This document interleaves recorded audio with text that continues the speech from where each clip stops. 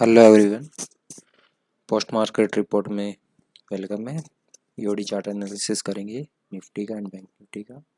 तो first Nifty खोला हुआ है मैंने। तो निफ्टी में देखोगे प्रीवियस डे में क्या हुआ था, ये गैप डाउन हुआ था ओपन, ठीक है। उसके बाद से आपको ये भी पता होना चाहिए था। देखो क्या हुआ, एकदम एक सिंपल सी लॉजिक समझते हैं। हमारा एक सिंपल लॉजिक होता था कि 5 मिनट में जो फॉल हो गया उसके बाद कितना रिट्रेसमेंट करता है, उस बेसिस पे हम पोजीशन बिल्डअप करते हैं, ठीक है।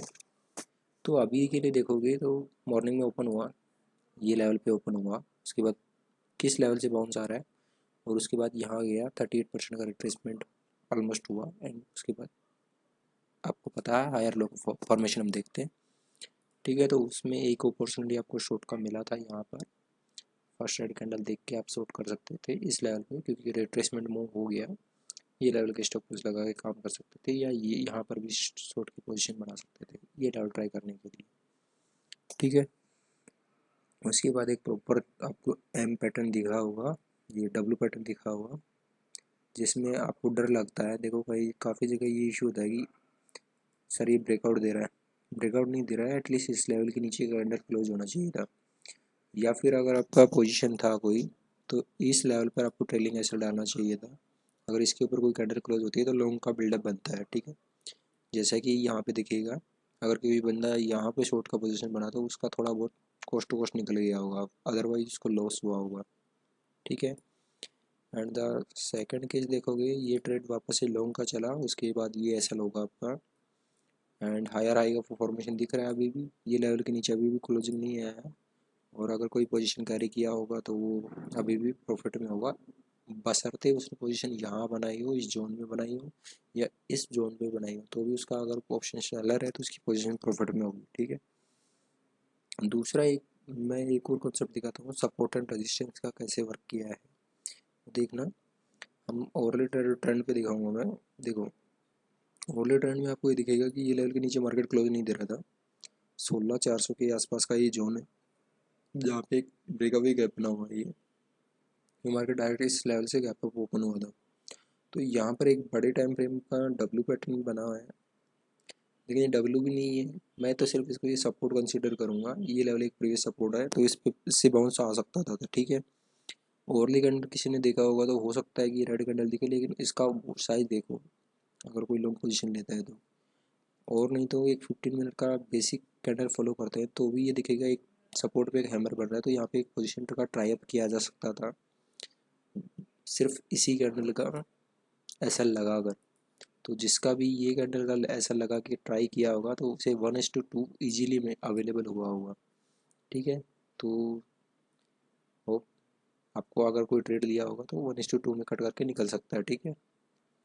एक तो इससे आया कि सपोर्ट एंड रेजिस्टेंस भी आपको समझ में आ गया, ठीक है। और चार्ट आपको एक 5 मिनट में चार्ट पैटर्न भी दिखा दिया मैंने, एम पैटर्न कैसे वर्क किया है, कैसे बना है, ठीक है। एम पैटर्न को कैसे ट्रेड करता है, डब्ल्यू पैटर्न को कैसे ट्रेड करते हैं, ये दिखेगा। यहाँ पे एक एम पैटर्न भी बना था जिसका नेकलाइन ब्रेक नहीं हुआ अभी तक। और एक यहाँ पे हेड एंड शोल्डर भी दिखेगा, क्योंकि इससे स्पोर्टिंग काफ़ी ईजी हो जाती है। देखो इसका हाई के ऊपर यहाँ पर सेलिंग प्रेशर आना चाहिए था, काफ़ी से अच्छा कैंडल दिख रहा है, ठीक है। अब देखते हैं बैंक निफ्टी का चार्ट। बैंक निफ्टी में देखने की कोशिश करते हैं, ठीक है। बैंक निफ्टी के लिए भी थोड़ा समझने की कोशिश करते हैं। कल के दिन में क्या पोजीशन हुआ था, ये मैंने रेंज मार्क किया है, वो भी समझाऊँ क्यों मार्क किया है, ठीक है। हमारा सेटअप के हिसाब से हमारे यहाँ से फॉल होके गए थे, तो हमारे लिए सिंपल ये ड्रॉ किया एंड जो इसका लो है वो मार्क कर दिया, ठीक है। और हमारा ओपन होता है यहाँ पे पोजीशन देखना। देखो मार्केट यहाँ ओपन हुआ था, एक्चुअल में यहाँ ओपन हुआ था, उसके बाद ये लो बना है, तो आप या तो शॉर्ट के लिए पोजीशन यहाँ पे ले सकते थे, लेकिन वो एक फेवरेबल केस नहीं होता है। क्योंकि हमारे सेटअप के हिसाब से मेरा जो सेटअप उसमें आप रिट्रेसमेंट पे शॉर्ट कीजिए। जैसे यहाँ पे आप शॉर्ट का पोजीशन बना सकते थे, 50% रिट्रेसमेंट हो गया था, रिजेक्शन दिखा था अच्छा खासा। उसके बाद ये सेट कैंडल दिखाया, एटलीस्ट आपको यहाँ शॉर्ट का पोजीशन बनाना चाहिए था, लेकिन इसका 50% कैंडल का एस एल डालेगा, ठीक है। तो उसके बाद देखोगे तो ये ट्रेड चला आपका, 50% एस एल डाला, ये कैंडल का हाई है।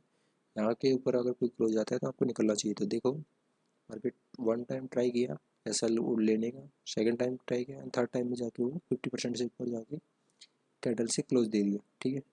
तो आप पोजीशन से एग्जिट हो गए। उसके बाद देखो लॉन्ग के लिए भी इसने एंट्री बना था, वो भी देखने की कोशिश करो। हायर लो का फॉर्मेशन बना है, प्रॉपर डब्ल्यू दिखा है यहाँ पे, डब्ल्यू के ऊपर लेकिन कैंडल क्लोज नहीं आ रहा था, ये हाई के ऊपर आना चाहिए था कैंडल क्लोज। ठीक है, ये हाई के ऊपर एक कैंडल क्लोज आना चाहिए, तब डब्ल्यू का फॉर्मेशन कंप्लीट होता है। ये नहीं आया और नीचे ये रेंज में भी रहा, ये लो के नीचे भी क्लोज नहीं आया, तो भी आपको यहाँ पे एक पोजीशन लॉन्ग का बनता है। ठीक है, अगर मार्केट में डायरेक्शन क्लियर नहीं था तो आपका, और ये ट्रेड भी आपके लिए सक्सेसफुल चला। ठीक है, फिर एक प्रॉपर स्टॉप लॉस डाला होगा तो ये 1:1 का ही ट्रेड मिला होगा, क्योंकि 1:1 में काटना पड़ेगा, वो भी समझूंगा क्यों काटना पड़ा होगा आपको।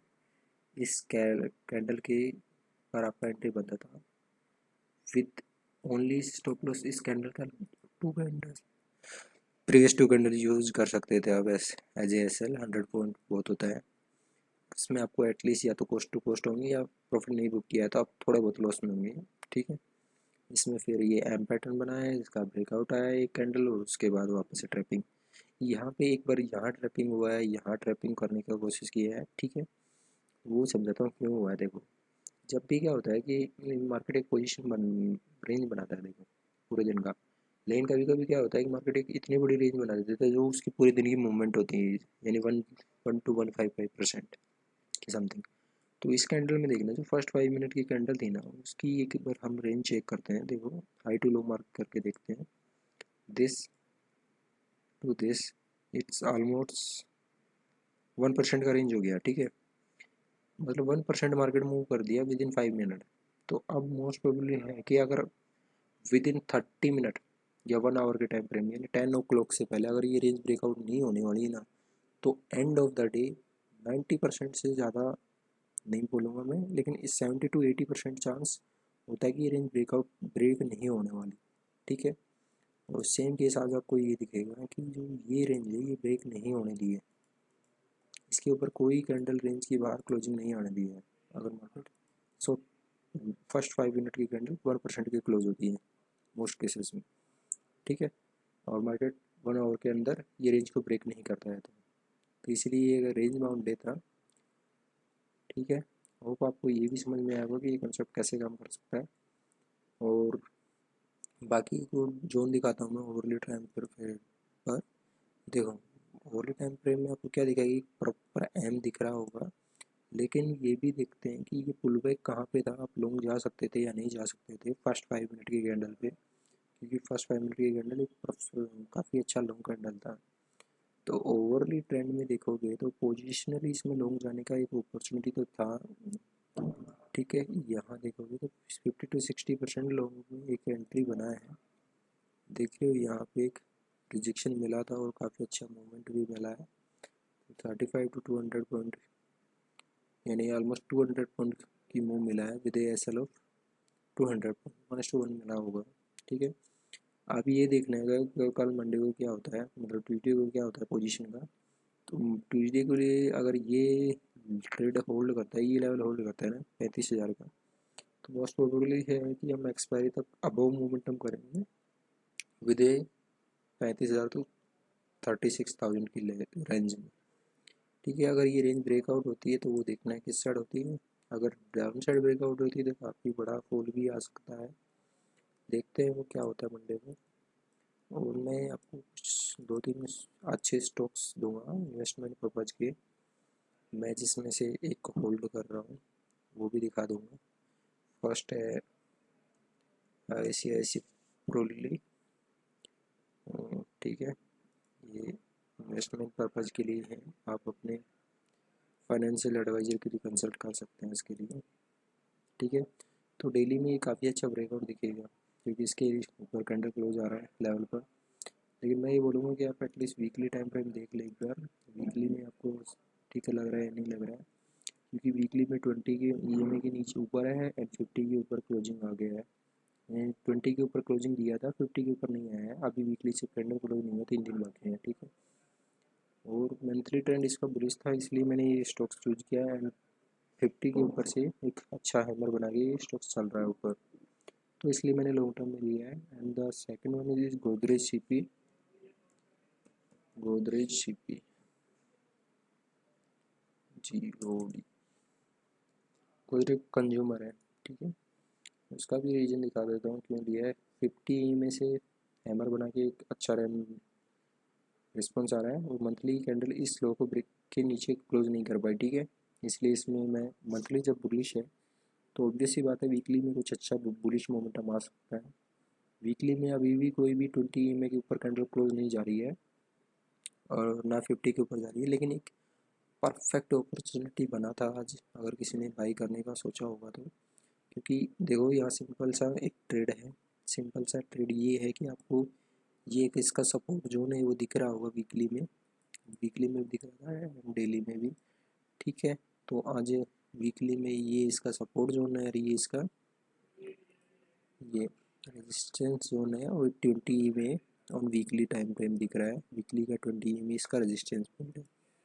अगर कोई भी रेंज नीचे की साइड ब्रेकआउट होती तो हमें ट्रेड से बाहर निकल जाना है, बाकी सपोर्ट पे बाई करते रहो लॉन्ग टर्म के लिए, क्योंकि मंथली ट्रेंड में अभी बुलिश मोमेंटम स्टार्ट होगा, ठीक है।